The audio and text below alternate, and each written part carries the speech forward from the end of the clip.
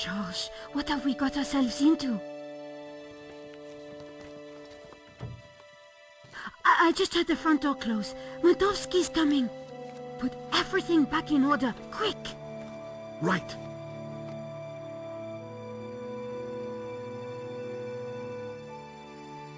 He'll never suspect we just ransacked his house for evidence. Georges, the coin! Damn, no time. Look cool, Nico. I'll handle this.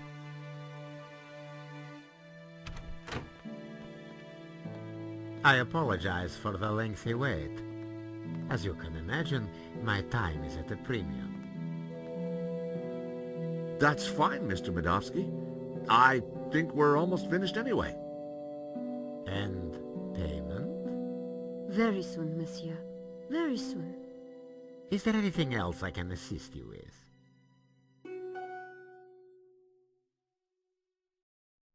Nice collection of medals you have there, Mr. Maldowski. I earned them serving my country. Anywhere interesting? Chechnya.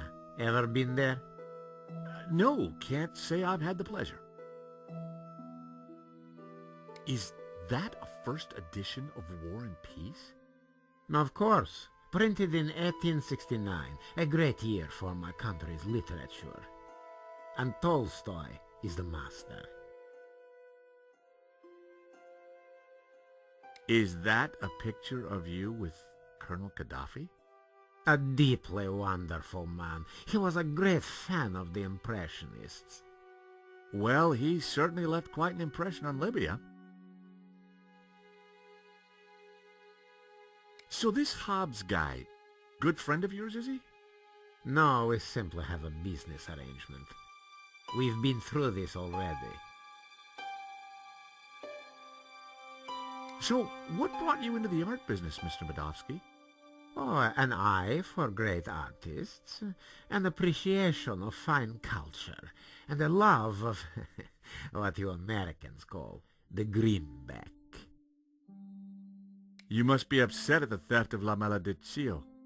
Yes, and disappointed that someone would kill for such a minor piece. Now please, if you're quite finished, I'm a busy man. Thank you for your time, Monsieur Maldowski. We'll be in touch soon. Well, no prizes for guessing where we go now. Hobbs's place, right? Got it in one. Maldowski's pretty shady, don't you think? He bought our act, though. You make a pretty good insurance man, Georges. Yeah, who'd have thought it? By the time he realizes we're not assessing his claim, we'll have cracked the case and be toasting our success. Here's hoping. Looks like rain. Come on, let's get that cab. Taxi!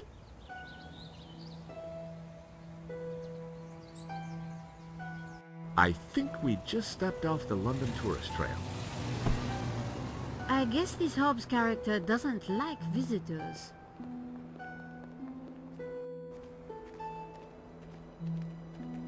Not the kind of place you'd expect to find a restorer of old masters. Unless you didn't want to attract attention. He's attracted ours. Let's see what Mr. Hobbs knows about La Maldicion. And let's try and get a look inside that portfolio.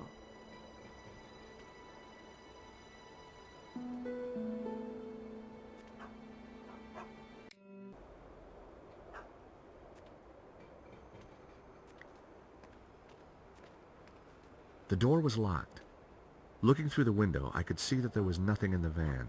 Hobbs must have taken the portfolio inside.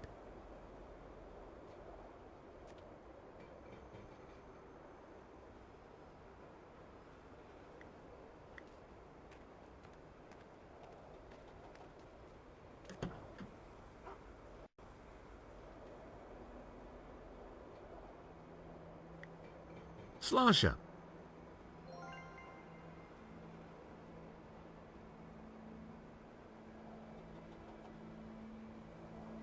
I decided to leave the handbrake alone.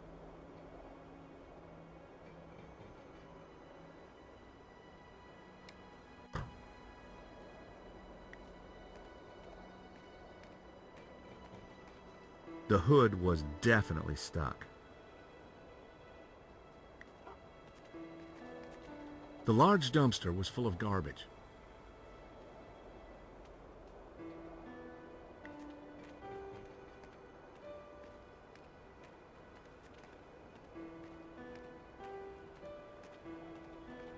It was Hobbs's mailbox. There was a note hanging out. For a second, I debated the morality of mail snooping. It was a short debate, and I won.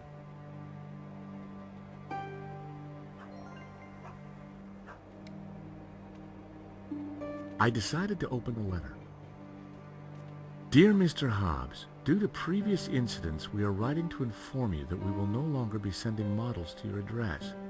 It went on to discuss Hobbs's temper and other alleged infractions, some of which still carry the death sentence in certain less sophisticated cultures. Interesting.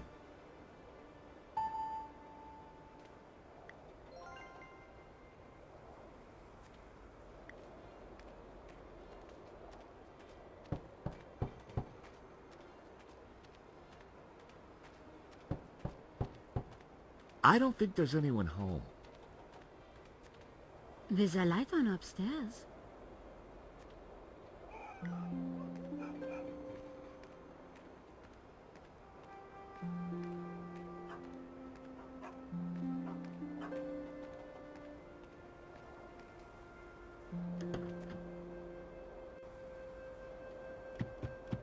Not a sound. The horn wasn't working.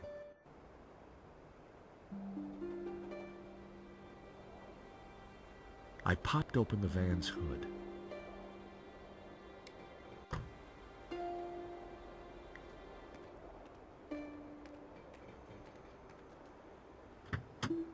The engine was held together by rust and dirt. Everything was covered in a sticky film of dirty black oil. Half the wiring wasn't connected to anything. It was clear why the horn hadn't made a noise. Neither hornpipe was connected to either the battery or the cab.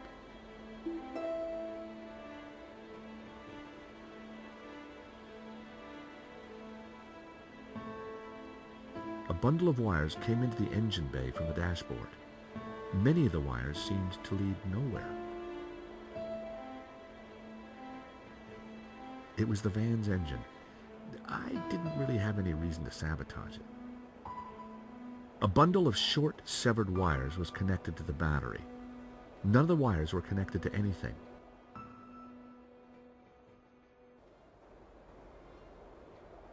It was one of two horns in the van. It didn't seem to be connected to anything else under the hood.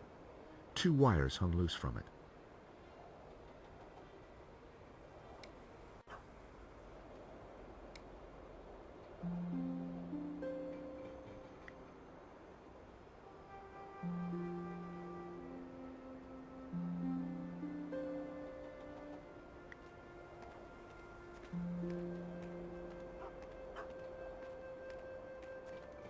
Piles of junk, mostly boxes of old paints and scraps of picture frames.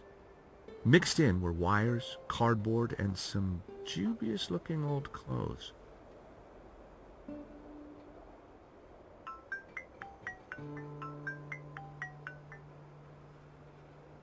George Stobart. Ah, Monsieur Stobart. I trust you have obeyed my instructions not to leave Paris. Of course, Inspector. Good. You clearly know which side your cookie is buttered. Now, I require your presence tomorrow at the murder scene for a reconstruction. I see. 12 o'clock sharp, monsieur. Or, as you would say, high noon. Sure. Any failure to comply and I shall have you extraordinarily rendered. Have a nice day now. And you. That was Nave. We're required back at the gallery tomorrow for a crime scene reconstruction. Let me guess. Non-attendance is a criminal offense? You got it.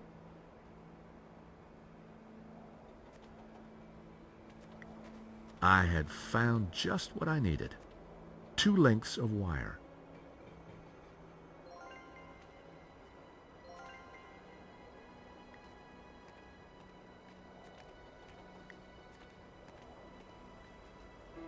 The engine bay was a mess.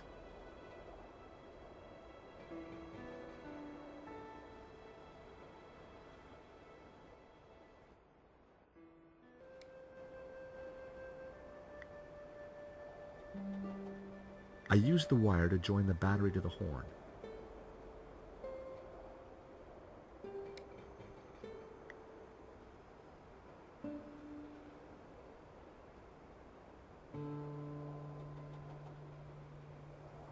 I connected the wires from the cab to the horn.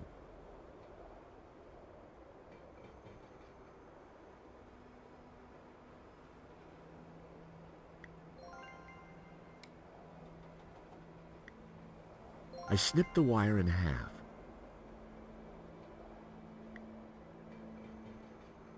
The wire was just long enough to connect the battery to the horn.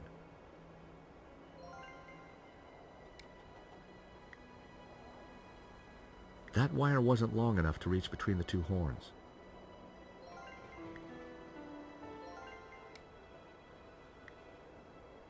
That wire wasn't long enough.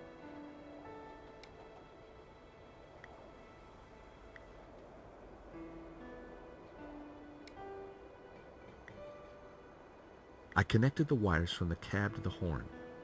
Everything was wired up. The horn had power.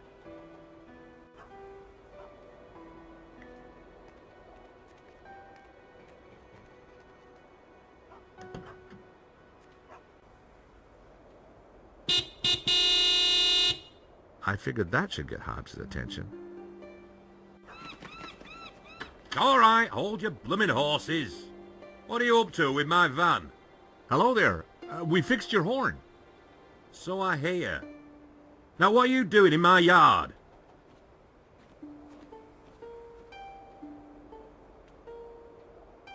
Sorry to bother you again, Mr. Hobbs, but...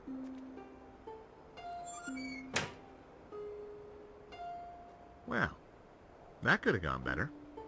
He's not exactly the friendliest of characters.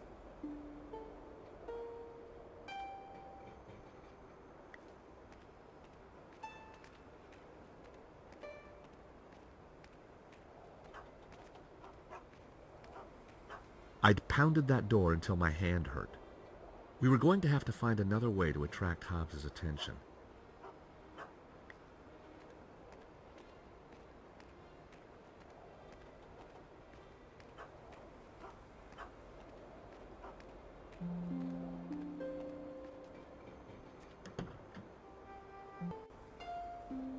I decided to give it another blast.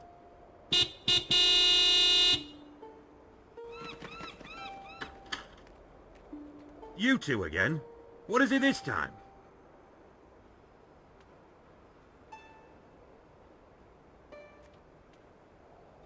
Afternoon, Mr. Hobbs.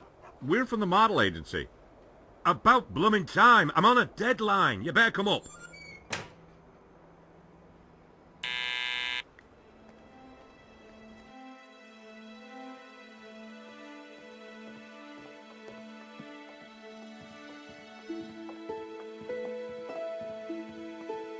About time you two showed up.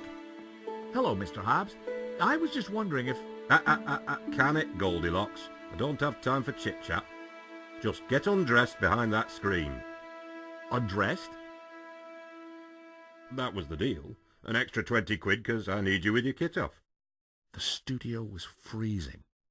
And as for you, darling, no need to get undressed. I've got a vivid imagination, so I'll just use that. Either way, just go sit over there on that rug and give me your best belly-pock floozy.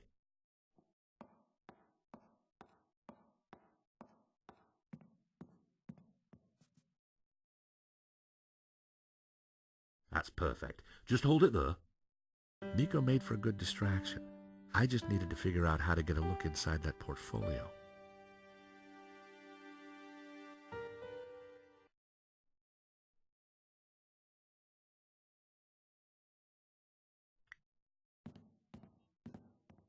A variety of liquor bottles, all empty.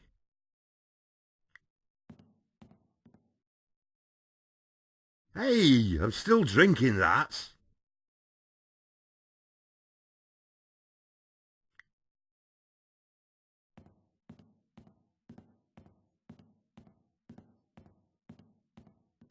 My, if it isn't George Stobart.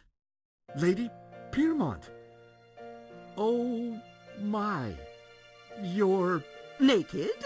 Of course. As an artist's muse, one often finds oneself en pelotas. Now, George, don't be shy. Come here and give me a big hug. That day was the day the nightmares had begun. Trapped, smothered, choking on lavender. George, darling, pass me my robe. It's terribly cold in here.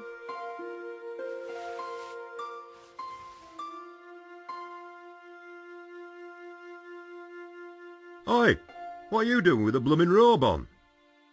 God help me, but you're supposed to be naked. I've got a deadline to meet. Well, you won't be meeting any deadlines with manners like that. And besides, it's freezing in here.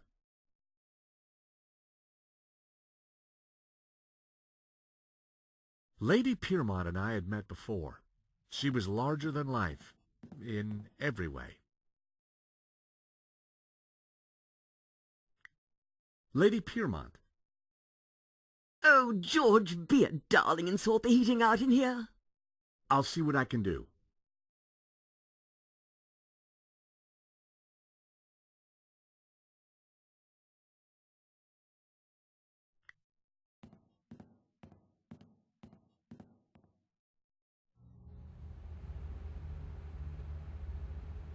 Hey! Leave that dial alone. Sorry, but Lady Piermont is cold. I thought... Look, pal, I know it's brass monkeys in here, but the wiring in this building is ancient, and the fuse box won't take it. Her Majesty will just have to get used to chapel hat pegs. Lady Piermont, Mr. Hobbs won't let me turn up the heating. Well, we'll soon see about that.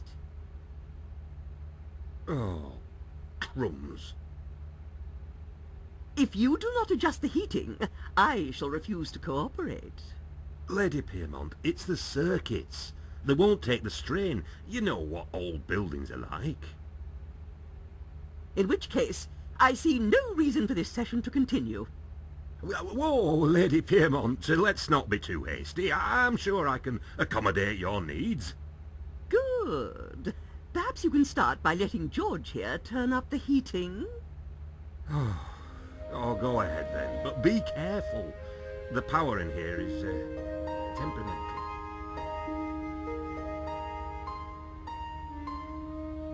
I'd turned the thermostat up as far as it'd go.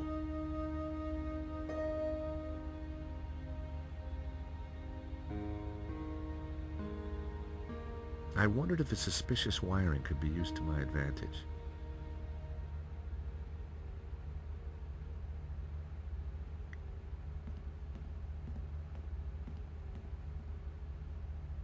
A word, if I may, Lady Piermont. For you, George, I'm all ears. How can I help? How about a shot of this, Lady Piermont? Oh, no, dear. I don't touch the stuff. Reminds me of husband number 5. Or was it 6? Terrible bore, anyway. I'm strictly a gin girl. Ice and a slice and a whiff of tonic. Would you like a sniff of this? I'd rather not. Gives me 70s flashbacks. How did you come to be working with Mr. Hobbs? Wheresoever a bohemian needs a helping hand, George, mine is always at the ready. And what better way to help than to expose one's flesh to the sensuous brushstrokes of such a talent? Do you know anything about a stolen painting called La Malediction? Oh, is this another of your adventures, George? How delicious. Shh. My heart's a tremor, George. Do you think Wilf is mixed up with this? Maybe, but I need you to act normally until we're sure. Mum's the word, Georgie. Can you keep a secret, Lady Piermont? I am the very soul of discretion, as you know. You see that portfolio by Hobbs's table? We need to take a peek inside. Be still, my beating heart. Just give me the nod, and I'm putty in your hands. So what have you been up to since our last encounter, Lady Piermont? Charity work, dear boy. Oh, any particular kind? Young men, George. So many have lost their way. I try to guide them best I can.